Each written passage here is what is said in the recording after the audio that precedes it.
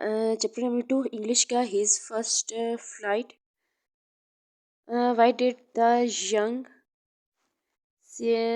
seagull have why did the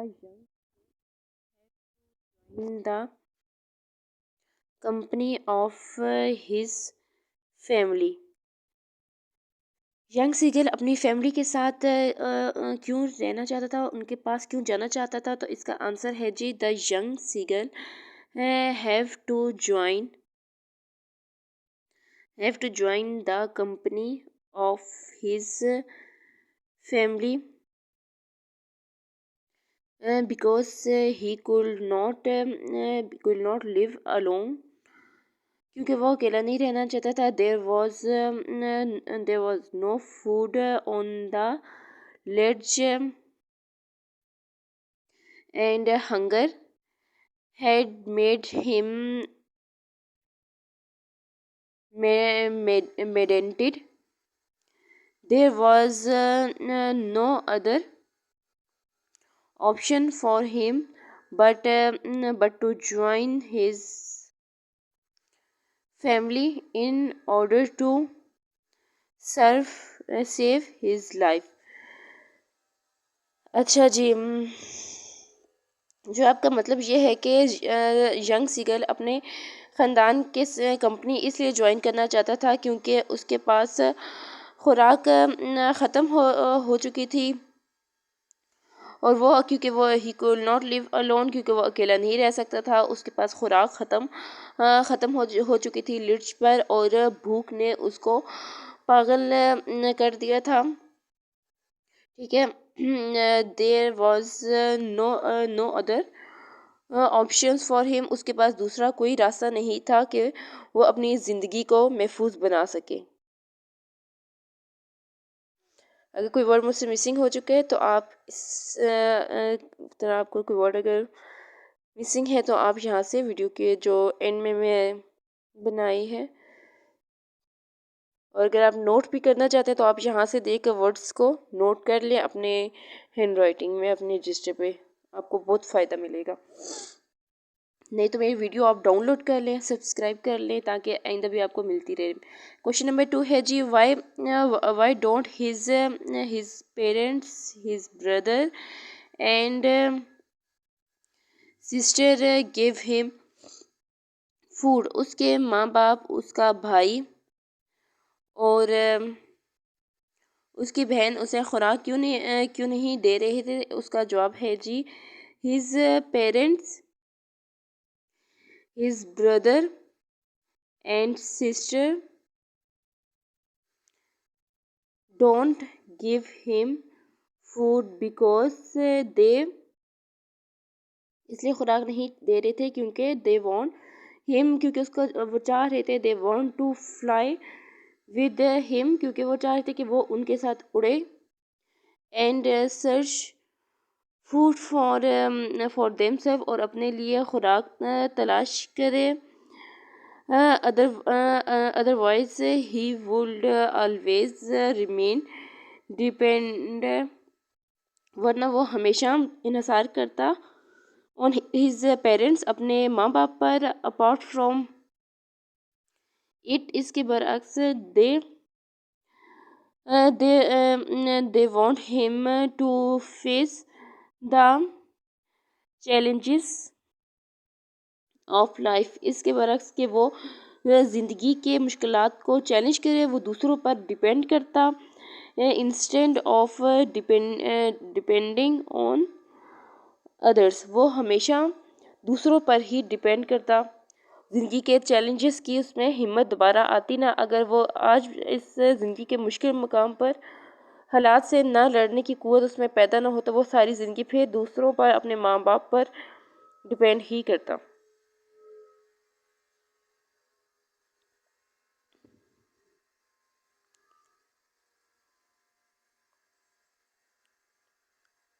okay, move to our next questions. Question number 2 हमारा हो चुका है. अब क्वेश्चन नंबर 3 हम करेंगे. क्वेश्चन नंबर 3 है जी, ये सबसे इम्पोर्टेंट यूनिट है, इसलिए आप इसके सब क्वेश्चन आंसर्स को बहुत गौर से देखिएगा और बहुत ही शॉर्ट करके मैंने इसकी सिंपल इंग्लिश में नोट्स बनाए हुए हैं आप लोगों के लिए। What was the attitude of the family towards the young seagull. अच्छा, यंग सीगल की फैमिली का यंग सीगल के साथ क्या एटीट्यूड था। वाज दिस एग्रीबल, क्या ये काबिल कबूल है टू यू, आपके लिए, और नॉट, या फिर नहीं। एक्सप्लेन, वजाहत करें। इसका आंसर है जी the attitude of the family, जो फैमिली का रवैया था टूवर्ड्स साथ towards the young seagulls, young seagull के साथ। यंग सीगल कहते हैं जी नन्हा पतंगा। was very harsh, they left him in solution। वो बहुत ही हार्श था यानी तकलीफ दे था, उन्होंने उसे तन्हा छोड़ दिया था। बट माई ओपिनियन, लेकिन मेरा ख्याल है कि इट वाज एग्रीबल, ये काबिल कबूल है, या फिर यूँ कह सकते हैं कि ये दुरुस्त है। बिकॉज द यंग सीगल, क्योंकि यंग सीगल जो नन्हा पतंगा था कुल नॉट ना कर सकता है फॉलो, कभी उड़ ना सकता। If they were not harsh, अगर वो उसके साथ सख्त रवैया ना अपनाते टूवर्ड्स हिम, उसके साथ। तो जवाब का मतलब ये है कि जो एटीट्यूड है यंग सीगल की फैमिली का वो बहुत ही हार्श था, उन्होंने उसको तन्हा अकेला छोड़ दिया था। लेकिन मेरे ख्याल में ये काबिल कबूल है, क्योंकि अगर वो इस तरह से ना करते तो वो नन्हा पतंगा कभी उड़ ना सकता। ये आपको मैं इसलिए दिखा रही हूँ ताकि आप नोट अगर करना चाह रहे हैं तो आप बेशक इसको नोट भी कर लें, ठीक है। कोई वर्ड अगर किसी जगह से आपको समझ नहीं आ रहा तो आप वीडियो को रिवर्स या आगे कर सकते हैं, ठीक है। बार बार इसलिए दिखाती हूँ ताकि आप, मकसद ये है कि आपको समझ में बात आ जाए, ठीक है। अच्छा, नेक्स्ट क्वेश्चन है जी, question number 4। Describe in your own words the feeling actions and thoughts of the seagull. अपने लफ्ज़ों में बयान करें जवान नन्हे पतंगे के एक्शन को, उसकी हरकतों को, उसके एहसासात को और उसकी सोचों को। Seen in after his fall, जो कि उसके उड़ने से पहले के थे। अच्छा, इसका आंसर है जी when the young seagull lived dived, ये डिव्ड लिखा हुआ है, वी डी डिव्ड। डिव्ड कहते हैं फलांगना या फिर छलांग मारना। डिव्ड एट द फिश, जब उसने मछली की, जो उसकी माँ ने उसकी तरफ फिश की थी, जैसे ही उसने उस फिश की तरफ फलांगा या उसको खाने की कोशिश की, ही फेल डाउन, वो नीचे गिर गया। With a loud scream, scream कहते हैं जी बड़ी चीख को, लंबी चीख के साथ वो नीचे गिर गया। ही होटर्ड, उसने वहशत महसूस की। Site him and his heart stopped, उसने वहशत महसूस की और उसका दिल रुक गया। धड़कना उसका दिल पंपिंग करना रुक गया। He could near near nothing here, sorry ये एच लिखा हुआ है। ही कुल्ड हेयर नथिंग, वो कुछ सुन नहीं रहा था। फॉर अ मोमेंट, कुछ लम्हे के लिए उसे कुछ सुनाई नहीं दिया। आफ्टर अ फ्यू मोमेंट्स, कुछ वक्त तक के लिए। He uttered a joyous scream, उसने खुशी का लम्हा इसके बाद महसूस किया। He began began to flap, उसने उड़ना शुरू किया। हिज विंग्स, उसके पर है। ही फ्लो, फड़फड़ाना, उसके पर ने फड़फड़ाना शुरू किया। टूवर्ड्स एंड डाउनवर्ड, ऊपर की तरफ और नीचे की तरफ। तो उड़ने से पहले जैसे ही यंग सीगल ने जो जैसे फिश की तरफ डिव किया, छलांग लगाई उसको खाने के लिए, उसको मुंह में लेने के लिए, तो वो नीचे गिर गया। जो उसकी माँ ने पहाड़ की चोटी के पास आकर उसको फिश जैसे ही पकड़ाई थी, तो वो पीछे हो गई और जो यंग सीगल था वो नीचे गिर गया। तो क्वेश्चन के आंसर में उसी का बताया गया है कि वो जैसे ही पीछे हटी तो यंग सीगल नीचे गिरा पहाड़ी से, और जब वो नीचे गिरा तो वो कुछ देर के लिए हवा में उड़ने उल्टा और सीधा घूमने लग पड़ा। उसकी कुछ सुनाई ना दिया, उसके दिल की धड़कन रुक गई। लेकिन अचानक ही फिर उसने खुशी का लम्हा महसूस किया। उसके पर अचानक खुल गए, उन्होंने फड़फड़ाना शुरू किया और वो ऊपर और नीचे की तरफ उड़ना शुरू हो गया। Now he was very happy and satisfied. अब वो बहुत ज़्यादा खुश था और मुतमिन था। बस यही होती है खौफ। वो कहते हैं ना, डर के आगे जीत होती है। जब डर निकल जाए तो जीत ही जीत है। बस कोशिश करनी चाहिए इंसान को, किसी चीज़ से डरना नहीं चाहिए। क्वेश्चन नंबर 5 है जी, what could he what could be the so what could be the author's purpose behind writing the story, this his first flight। अच्छा जी, अगला सवाल भी आपके से रिलेटेड है कि what could the author purpose. जो इसका ऑथर है, मुसन्निफ है इस हिज फर्स्ट फ्लाइट की स्टोरी का, उसका पर्पस क्या है इसको लिखने का। What is his purpose behind, इसके पीछे, इसके बिहाइंड मतलब इसके पीछे, इसके लिखने के पीछे उसका स्टोरी का मकसद क्या था। तो इसका आंसर है जी, the author's purpose behind writing the story, his first flight is that जो ऑथर था उसका मकसद इस स्टोरी को लिखने का ये था, behind doing something for a first time, for first time seems difficult. जो भी हम काम करते हैं, जो हम करते हैं, वो हमें पहली दफ़ा तो मुश्किल लगता है वो काम, एंड इम्पॉसिबल और नामुमकिन लगता है। But when someone takes the first step, लेकिन जब कोई एक पहला कदम उठा लेता है तो it become easy for him or her। तो वो उसके लिए, हिम या हर, लड़की हो या लड़का हो, उसके लिए आसान बन जाता है। Through his story he tells, वो अपनी इस कहानी के ज़रिए बताता है, टेल्स अस, हमें ये बताता है, एवरीथिंग इज़ पॉसिबल, हर चीज़ मुमकिन है। बट लेकिन लेकिन हमें चाहिए टू टेक फर्स्ट स्टेप और इनिशिएटिव, लेकिन हमें पहला कदम शुरू करना चाहिए। ठीक है।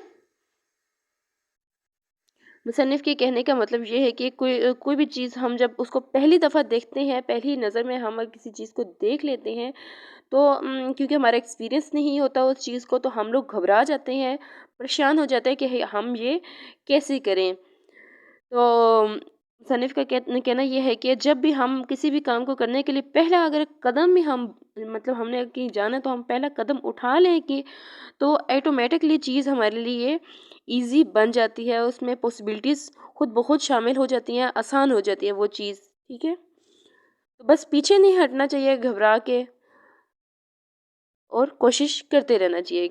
इंशाल्लाह इंसान को ज़िंदगी में कामयाबी ज़रूर मिल जाती है।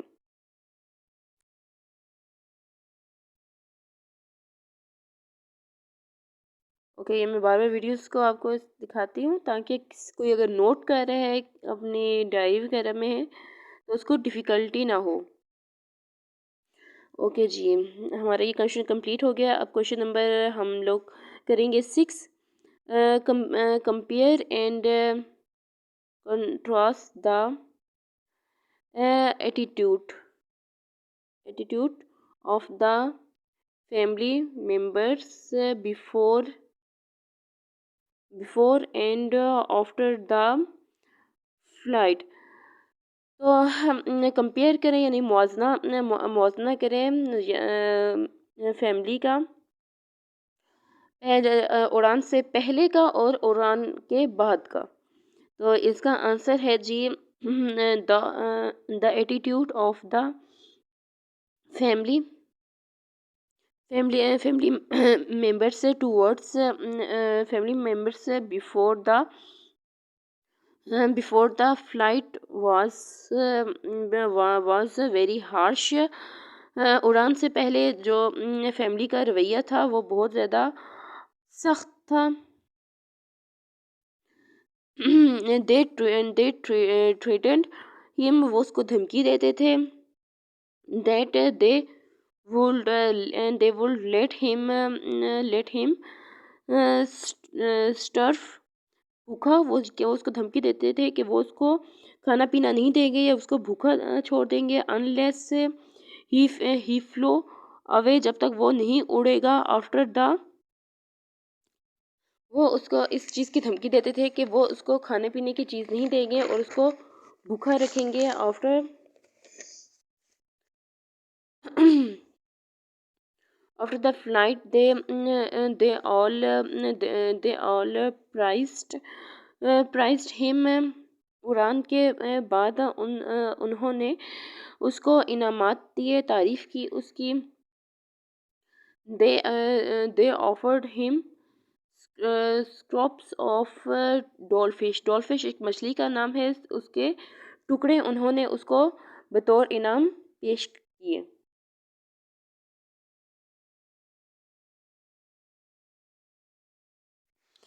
ओके जी, हमारा अगला नेक्स्ट क्वेश्चन है जी question number 7। Identified the sentence of the first paragraph which shows cause and effects. इसका आंसर है जी the sentence in the first paragraph which shows the cause and affects Wings would never spot him, so he bent his head and run away। अच्छा जी, पहले sentence में ये है कि उसको उसके जो विंग्स हैं वो उसको हेल्प नहीं देंगे और इसलिए वो अपना सर गर्दन के अंदर झुका लेता था और पीछे की तरफ भागता था। He run back away to the little hole, वो पीछे की तरफ भागता था, वो जो होल था जिधर वो मतलब अपने शेल से निकला था, अंडे से, वो उसी की तरफ उसी होल में दोबारा भाग के चला जाता है। जब वो जैसे वो नीचे छलांग लगाने की कोशिश करता है तो वो सोचता है कि मेरे विंग्स मुझे सपोर्ट नहीं करेंगे, मुझे हेल्प नहीं करेंगे उड़ने में, तो वो अपना वो सर अपने पैरों के अंदर ही छुपा के डर के भाग जाता है पीछे की तरफ। अंडर द हिच, जो हिच के अंदर उसका होल बना होता है, उसके जब वो छोटा था, उसके बहन भाई जिधर वो सब अंडे से निकले थे उसी जगह पर वो वापस भाग जाता है अपने घर में। Where he slept at night, जहाँ पर उसने वो रात को सोया था।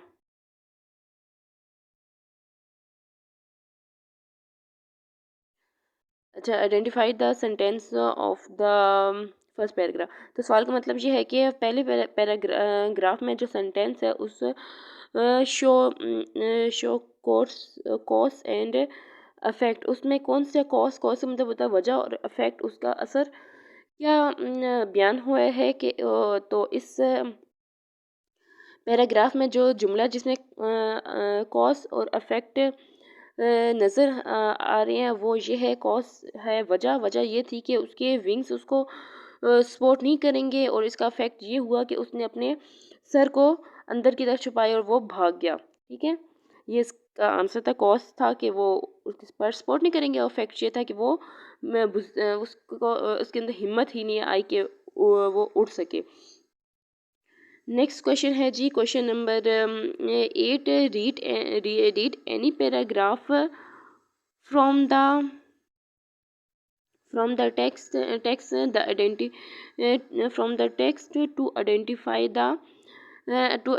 the main and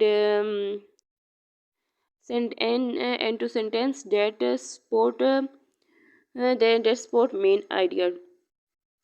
Read the paragraph, follow the text to identify the main idea.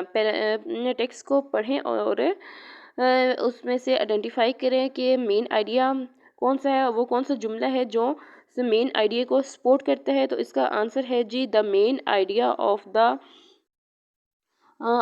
First paragraph is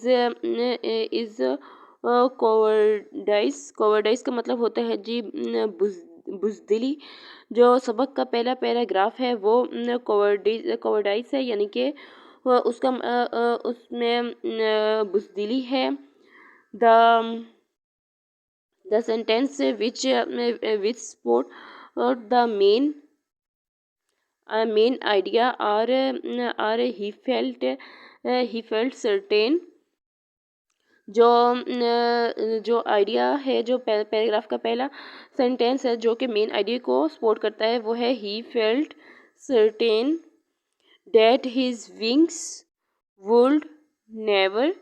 उसने ये महसूस किया कि उसके पर नेवर सपोर्ट हिम, सो ही बेंट हिज हेड, कि उसके पर उसको सपोर्ट नहीं करेंगे, इसलिए वो अपना सर उसने बेंड कर लिया, मतलब झुका लिया। And run away back to the little hole, और वो वापस अपने छोटे से होल के अंदर, वो जो उसका घोंसला टाइप सा था उसमें, जो हिज के अंदर था उसमें भाग गया। Of his he where he slept at night, जहाँ पर वो रात को सोया था।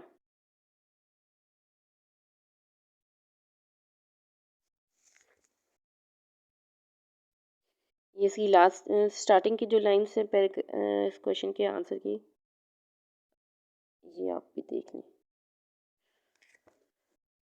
ओके, हमारा नेक्स्ट क्वेश्चन है question number 9। Read the second paragraph of the text to identify transitional devices और transitional devices of and state their functions। तो पैराग्राफ को पढ़ें और उसके जो दूसरे पैराग्राफ में ट्रांसमिशन डिवाइसेस यूज़ हुई हैं उसको करें। ट्रांसमिशन डिवाइसेस वो होती हैं जो एक पैराग्राफ को दूसरे एक पैराग्राफ में जो बात हो रही हो उसी पैराग्राफ को लिंक करे। लिंकिंग वर्ड्स ये होते हैं जो लिंक करे दूसरे पैराग्राफ के साथ। For example, but, since, while, इस, जब के, चूँकि, जिस वजह से, ताकि, तब तक के, ये जो लिंकिंग वर्ड्स होते हैं इनको ट्रांसमिशनल डिवाइसेस भी कहते हैं। तो इसका आंसर है जी, transmissional devices are words that help carry a thought from one sentence to another sentence. ये कैरी करता है, यानी कि मिलाता है जुमले के एक जो सोच होती है उसके बयान को, उसी मकसद को दूसरे ही जुमले के साथ, पहले जुमले के बात को दूसरे जुमले के साथ उसी की बात को मुकम्मल मिलाता है। To another, for example, for example that, since, in fact, while and etc वगैरह। मिसाल के तौर पर वो, इनफैक्ट, वाइल, जबकि, ठीक है, सिंस वगैरह। That is the transmissional device which join the previous sentence to paragraph to the previous one, जो कि पिछले प्रीवियस सेंटेंस और पैराग्राफ को, पुराना जुमला या पैराग्राफ को प्रेजेंट वन, जो आने वाला अगला हमारा पैराग्राफ होता है, पिछले को अगले के साथ मिलाता है। ठीक है, इसकी एग्जांपल्स ऊपर दी हुई हैं, जैसे this, that, in fact, while, etc. I think ये क्वेश्चन चैप्टर कंप्लीट हो चुका है। ओके, नेक्स्ट चैप्टर हम अपने